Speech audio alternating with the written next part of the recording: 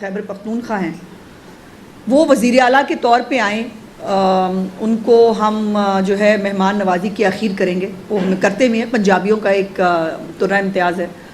और ये वही अली अमीन गंडापुर है जिनके मुंह से जब निकलता है गंद निकलता है और निकलता रहा है चीफ़ मिनिस्टर मरीम नवाज़ के बारे में। ये ज़र्फ़ है शरीफ फैमिली का और मुस्लिम लीग नून का कि जब उन्होंने कहा कि वो अच्छे बच्चों की तरह एक वज़ीर आला के तौर पे आना चाहते हैं, हमने अपनी आंखें बिछाई, हमने उनको पूरे प्रोटोकॉल, उनको पूरा जो है वो तनतनाहट के साथ वो पंजाब में आए। अगर वो एक दहशतगर्द बन के आएंगे, असले के साथ आएंगे, अगर वो मोटरवे के ऊपर जो है वो क्लाशनकोफ के बट के साथ ख़ुद लोगों की वैगनें तोड़ते हुए नज़र आएंगे, तो उसकी इजाज़त तो यकीनन जो है वो उनको नहीं मिल सकती। जीटी रोड से गुजरते हुए यकीनन उन्होंने जो है वो वहाँ पर सुथरा पंजाब के लोगों को काम करते हुए भी देखा होगा। ये बात तो तय है कि आपको सियासी लोगों से, जमहूरी हुकूमत से ही बात करनी होगी।